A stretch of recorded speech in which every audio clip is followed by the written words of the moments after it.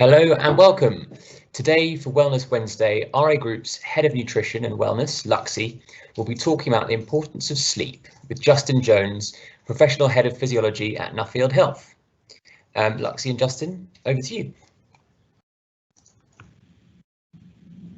Hi everyone, so thank you for joining us for another Wellness Wednesday session today, and I'm really pleased to introduce Justin here to talk to us a little bit about sleep health and share some top tips hopefully that we can all take away with us.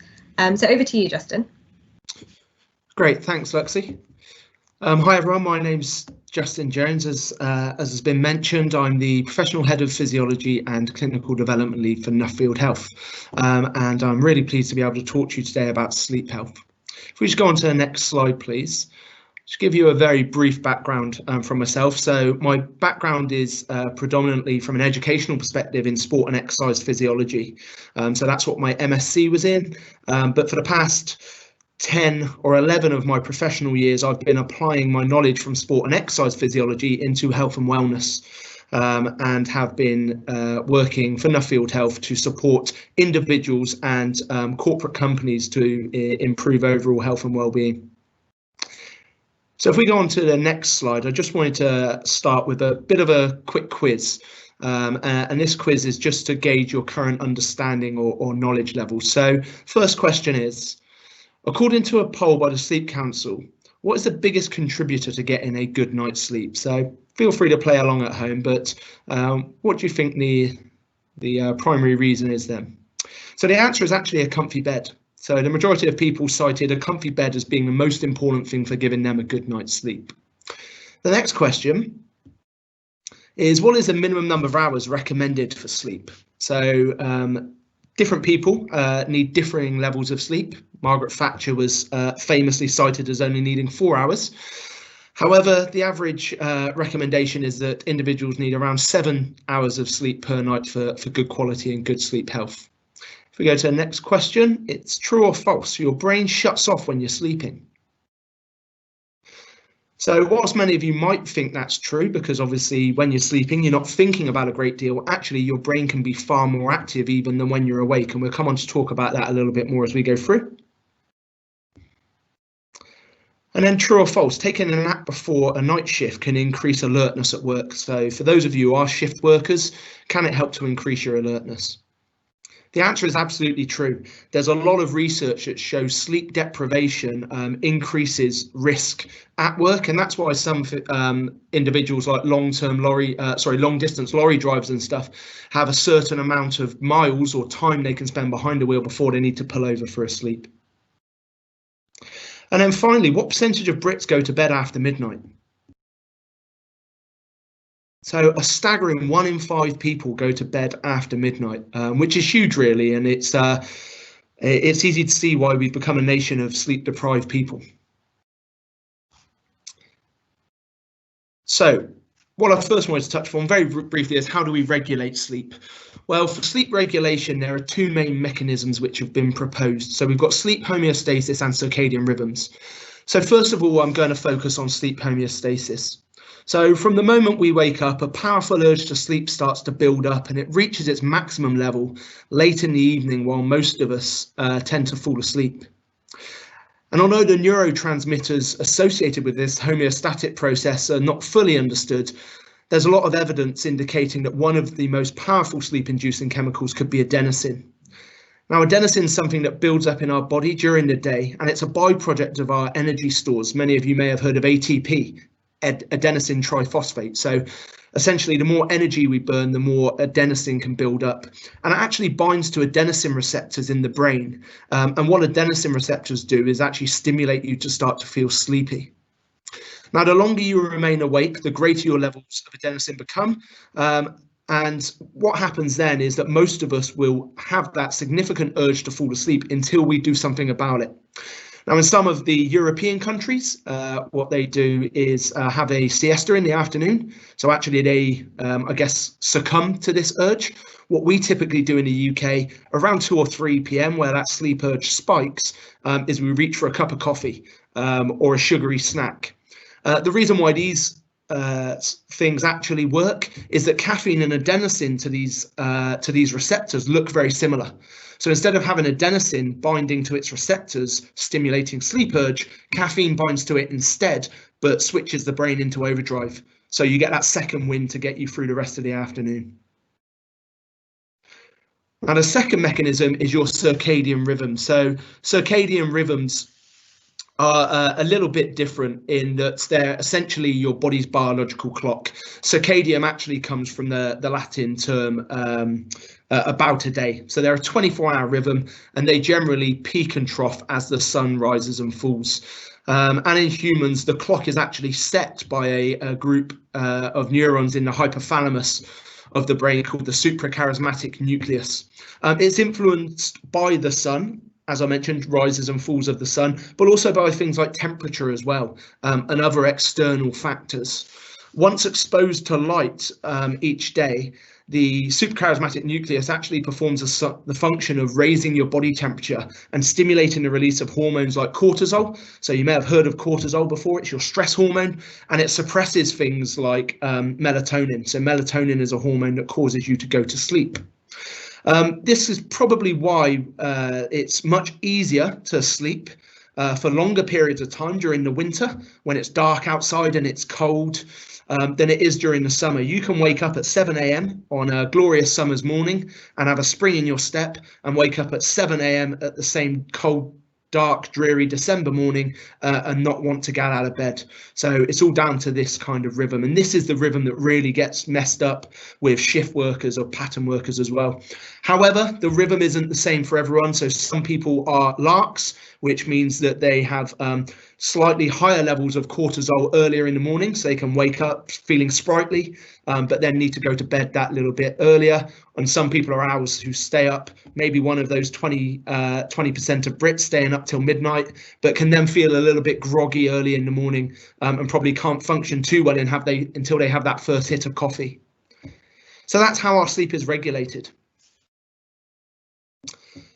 So to look at sleep architecture very briefly, sleep architecture is essentially how our sleep is structured. So there's two main types of sleep. We have your non-rapid eye movement sleep, what we call NREM, and your rapid eye movement sleep. And actually they can be as different from each other as either is from waking. So your non-rapid eye movement sleep is essentially where you tend to spend most of your time trying to rest, and actually your body tries to recover from the day. And then your rapid eye movement sleep is when you actually dream. So let's look at these stages very briefly then. So non-rapid eye movement has different stages. So you go from awake to asleep into non-REM stage 1, and you only spend around 5 minutes of time in that stage. And this is where drowsiness and transition between awake and falling asleep occurs. Your body temperature drops, your eyes tend to shift from side to side, and your muscles start to relax. You generally lose awareness of your surroundings, but you can be easily awoken. So those of you who have found that kind of falling off a cliff feeling, or someone kind of calls your name and all of a sudden you bolt upright, that's probably because you're being woken from non-rapid eye movement stage 1. Stage 2 is a period of light sleep, so the brain waves start to slow even further, your temperature and heart rate fall further still, and your brain waves actually become more irregular. And this is when memory consolidation starts to begin. This actually is when certain stimuli can wake us more readily. So this is kind of like our inbuilt security system. So it's somewhere between being in very light sleep and being in very deep sleep, which means that if someone was to knock on the door, ring the bell, your phone goes off or an alarm goes off, you can wake up quite quickly. And obviously when we were more primitive creatures, that was much needed. If a predator was to come into your den, as it were, and you could hear them or sense them, you'd wake up and be quite alert. And then we have stage 3. So stage 3 is probably our deepest stage of sleep.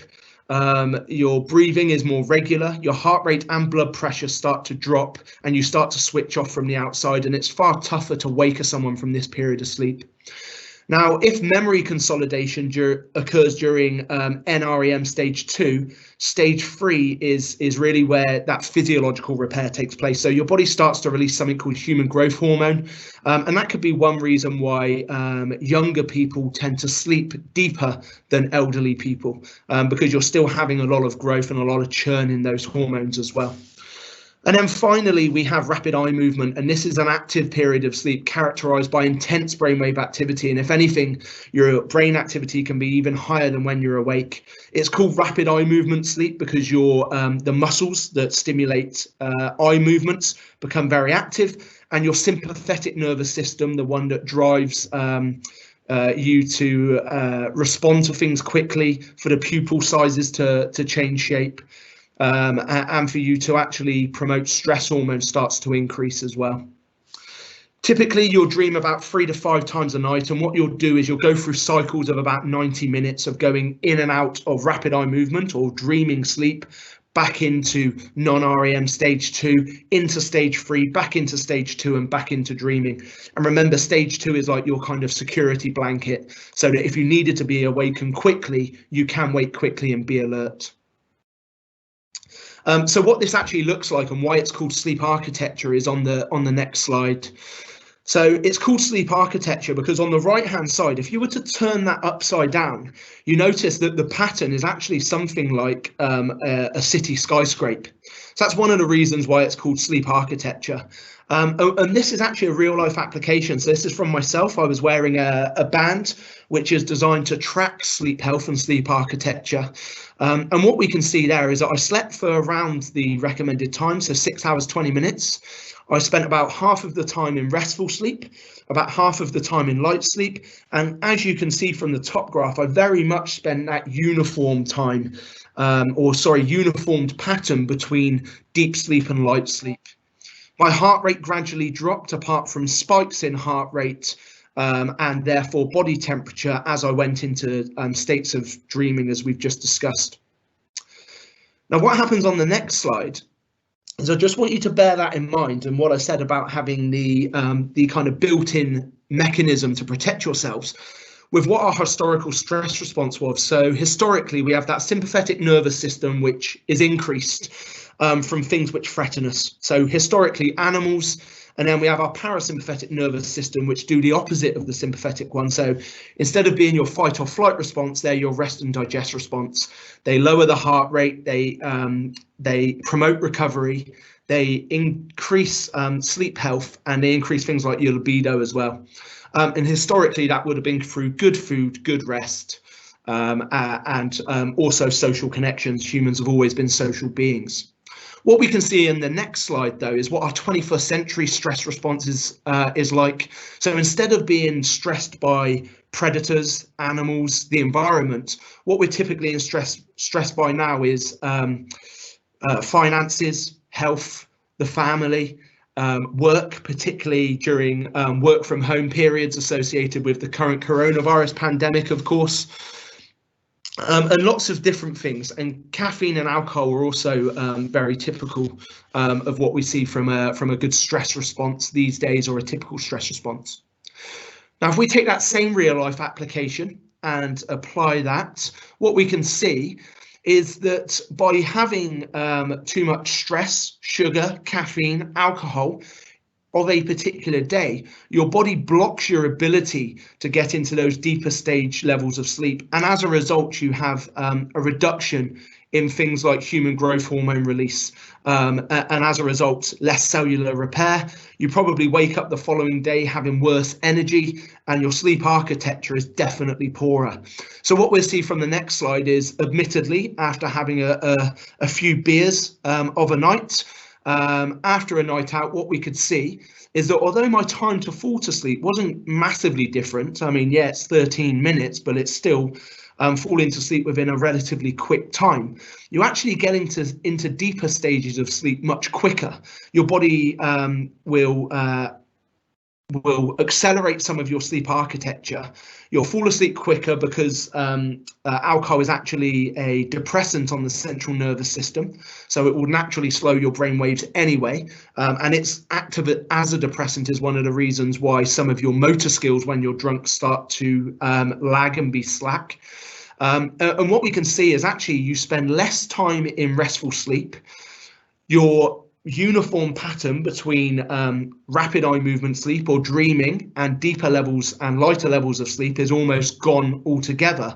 And whilst I slept for much longer, 9 hours, so 50% more restful sleep, 50% more sleep duration, my restful sleep is far, far worse. I woke up 6 times per night, probably because it was either having to urinate or a lack of ability to be able to regulate my body temperature well. And as a result, I have far poorer sleep. So for me, it was alcohol on this night. You can replace that with almost anything that is going to stimulate the central nervous system. And that could be stress. It could be lots of caffeine. It could even be high intensity exercise shortly before bed. So I just wanted to apply that real life application there. So given that then how we regulate our sleep and what poor sleep and good sleep look like, what can we do to actually improve our sleep health? Well, one of the most important things we can do is actually take regular exercise. So one of the key benefits of exercise is that it actually helps to promote happy hormones and hormones like dopamine and serotonin, which actually relax the body and allow you to get to sleep. So again, good exercise can actually activate the parasympathetic nervous system, so that rest and digest branch, which is fantastic. There's more time spent in the rapid eye movement stage of sleep as well. So definitely achieving the recommended exercise guidelines, 150 minutes, a moderate intensity or 75 minutes of vigorous intensity per week, but resistance exercise can also be beneficial. In terms of optimizing your sleep environment, this is also really important. And again, part of the reason why this is important is we're trying to be that primitive animal again. So what can we do to, I guess, move away from the 21st century? It's only in the last couple of 100 years where we've actually changed our sleep patterns so significantly because we've had electricity, because using things like candles to light a room have become far more popular over the last few 100 years. Historically, we would have gone to sleep as soon as it got dark, and we would have gone to sleep while it's nighttime. So having a cool bedroom is definitely important. Minimalising destructive noises is important because you're less likely to then be woken when you're in those lighter stages of sleep, and therefore have more chance of getting through the full sleep cycle. You can have some white noise, which can disrupt maybe some road traffic or intermittent noise from outside. Perhaps it could be a pet stirring downstairs or barking. I've just got a puppy, so I can definitely relate to this. And white noise is something that's constant in the background. So for me, it's a fan whirring to the side of the room. It was particularly useful during the summer months, and I guess I've just got used to it. Save your bedroom for sleeping, so try to avoid bedmin, so doing admin in bed. And I know that's difficult when many of us are working from home during the coronavirus pandemic, but where possible, try to keep your bedroom for sleeping and remove any work items such as a laptop or even things like a mobile phone out of the bedroom. And as we heard before, make sure that your bed is comfortable because that's the most important thing for a good night's sleep. Alcohol is also important as well. So as I mentioned earlier, although alcohol can actually help to get you to sleep quicker, what it does is disrupt your sleep cycle. So actually you can end up being in deep sleep at the wrong stage of the night and in a dreaming state or rapid eye movement sleep at earlier stages of the night. Now, generally speaking, in our sleep architecture, we naturally have more sleep towards the second half of the night than the first half, and we spend the first half in that deeper non-rapid eye movement sleep. Now, because of its effect on the central nervous system, what happens with lots of alcohol, as you saw from my chart, is actually you go into deep sleep far earlier, and as a result, you don't have sufficient rapid eye movement sleep. Now, rapid eye movement sleep or dreaming is where we're supposed to consolidate our memory from the day and actually sift out the things which are not important. So anyone who's had a really important thing to remember, a really good conversation, or been out on a night night on the town and struggle to remember anything the following day, alcohol really struggles with your body's ability to actually consolidate important information from non-important information, and that's why we can have that blockage. You can see on the screen there some statistics around how people utilize alcohol to get to sleep, but also the impact it can have, as I just mentioned. And then identifying a schedule. So a schedule is really, really important. And one of the healthiest things you can try to do for your sleep health is to go to sleep and wake at the same time every day, if possible.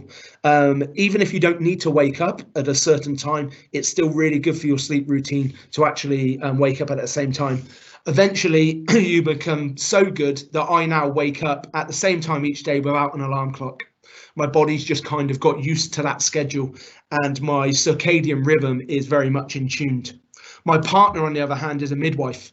So she's on a day shift today and a night shift tomorrow. So her circadian rhythm will be all over the place. So she has to really use blackout blinds, try to use a fan in the room so that she can cool the room during the day, and optimize her sleep as much as possible. So she keeps a routine even though she's going to have intermittent times, I guess, when she's going to get sleep. And definitely avoid bright lights. So your body releases an extremely powerful neurotransmitter and hormone called melatonin. So melatonin actually stimulates sleep, and it only really is activated from the pineal gland when you get complete darkness. So if you're trying to sleep with a light on, or while staring at a phone, maybe on your social media, your body won't let you get to sleep, particularly blue light as well. And if we come on to the next slide, I think that kind of brings us to the end, and we can open it up for any questions or have a conversation about that. Great, perfect. Thank you so much for that, Justin. I found that truly fascinating. I think it was definitely quite insightful. Thank you for sharing your own personal sort of sleep record.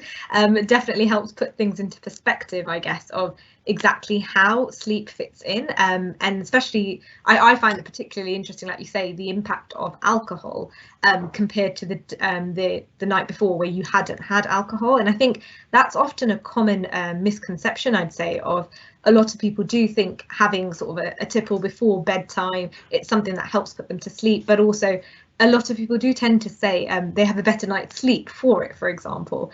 So it is quite interesting, I think. And like you said, I guess, it's one of those things of it can perhaps put you to sleep faster, but it's perhaps not the best quality sleep. Am I right? Yeah, absolutely. And also, yeah, we call it a nightcap as well, don't we, at times? So yeah, some people do often come to rely on that. Now, obviously, drinking alcohol regularly has its own health concerns, but with regards to sleep, you're absolutely right. You're likely to wake up feeling more groggy, less alert, and as a result, you might actually end up with a greater sleep urge the next day as well. And actually, we can build up something called sleep debt, and sleep debt is something that we eventually need to pay back, a little bit like an overdraft. So, a couple of nights of poor quality sleep, people will need to find themselves a time of trying to pay that back, so that they can actually get that alertness level back as well. Justin, I've got a quick question around the practice on the continent of having an afternoon siesta. Was there any science around that being beneficial? Or, I mean, obviously the heat tends to be the main justification for that, but do you think that is quite a healthy habit to get into if you've got the luxury and the time to be able to do something like that? Well, that's the thing, isn't it? It's luxury and time. I guess there's a few questions there. So one, I guess the heat, yeah, is a good point, but sleeping in the height of the day, as anyone who has slept in the UK during kind of July and August, is quite uncomfortable in its own merits. But what it can do is actually offset that adenosine urge. So those neurotransmitters which build up your sleep urge, it will kind of help to reset those so that you can perhaps be more productive or more alert during the evening hours. In the UK, we typically reach for a cup of coffee. As I mentioned, it blocks the adenosine receptors. It has the opposite effect of speeding up the central nervous system. Each to their own, I guess. There is some research to suggest that actually we used to sleep in kind of batches. So a 3-4 hour batch of sleep. We'd get up, we'd do some stuff, we'd move around, and then we'd have another 3 or 4 hours of sleep. I personally feel that the best sleep is the one that you wake up feeling more refreshed from. And if having a siesta helps you do that, great. I'll be the first to admit I don't personally sleep for 7 hours every night, but I wake up feeling extremely refreshed. Cycle early in the morning, particularly in the summer months. I'll often be out cycling at 7 a.m. So it's very much down to the individual, to be honest. One thing we do know is that some individuals need more sleep than others. So actually, teenagers, for example, for those of you who are parents, it is true they do need more sleep. And actually, they need up to 9 to 10 hours of sleep rather than our kind of 7 to 8 hours. So it can be down to personal preference, to be honest. Genuine excuse then for lying in all morning. It can be a genuine excuse, absolutely. And part of that, obviously, that human growth hormone relief and the amount of brain wave activity and memories that need to be consolidated takes a lot of time and a lot of energy. Fantastic. We've got a question here from Anonymous as well around the pros and cons of being a night owl versus a morning lark. Are there any? Is it complete personal preference? Are there any?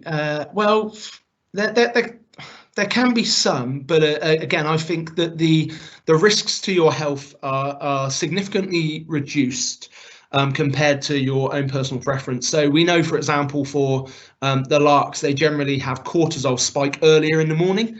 Because cortisol is one of those hormones that kind of wakes you up, stimulates you, and historically would have made you hungry so that you had and given you energy so you go out looking for breakfast. But we also know that males actually are more likely to have a heart attack earlier in the morning, and perhaps cortisol could be something which does kind of cause spikes in certain hormones which influence stuff like blood pressure. However, I think that larks tend to be more individually productive. They get more done, but owls can tend to be more socially productive. So a lot of our socializing in the UK happens in the evenings, popping down the pub with friends and whatnot. Some people actually find they need to be in bed by 9 a.m, so they feel they can miss out. That's fair enough. That's a good point. Luxey, what are you? You're a night owl or a morning lark? Oh, see, I think I'm a mixture of both, to be honest, which is what I was actually going to ask you, Justin, is it possible to change that, I guess? Are you able to sort of almost retrain your biological clock, if you like, or try to put yourself into another routine to change that? Because I know when I was a student, for example, I definitely was sort of a night owl, and a lot of that was due to sort of revision and studying. So I would sort of be up quite late doing a lot of studying, sleep in, and then sort of have a bit of a routine as a student. But now sort of after being in sort of the working world is definitely very different. So yeah, I just wonder, it's sort of your life stages as well. Does that have an impact on as in how you may switch between the two? Yeah, it's a really good question, and I guess the first thing I'd say is that your sleep and whether you consolidated the research you were doing would be interesting to see how much you actually remembered. But yeah, we've all been there cramming revision in, of course. But no, you can change it. Shift workers get very good at changing it. That's why a lot of people will go on cycles. So firefighters, policemen, they'll often do kind of 6 days on, 4 days off. So their body can fall back into the ability to actually train themselves back into that set routine. Or you can be like my partner, who's a midwife, who doesn't have a set routine each week as to when her shifts will be. But when she is on a night shift, she knows what time she needs to wake up, whether she needs a nap before that shift. And even if she wants to sleep in after a night shift, she will set an alarm to wake herself up because she knows it can throw her out of sync. Some people can actually have good sleep health, and therefore, as I mentioned, like myself, I don't personally sleep for 7 hours. But if your sleep health is that good, I would argue that you could elongate your working day and offset some of those sleep urges by getting better quality sleep. And when you sleep with better quality, you have less adenosine or some of the other neurotransmitters which promote sleepfulness when you actually wake up, and therefore you've got longer before your sleep or grogginess starts to increase in its urge again. Yeah, no, thank you. That makes perfect sense. Fantastic. Well, thank you both for that. I think time is now up, so I'll just round up. Thank you both, Luxey and Justin, for that. It was a fascinating discussion, and we hope you'll all join us next time for another Wellness Wednesday. Meanwhile, if you'd like more information about our programme of discussions, please go to RA Group's website at www.ragroup.co.uk/news to download the broadcast links. And meanwhile, if you have any questions or suggestions about how you can get involved, please email gavin.goody@ragroup.co.uk. Thank you for joining us today. Have a fantastic afternoon and see you next week, same time, same place. Goodbye.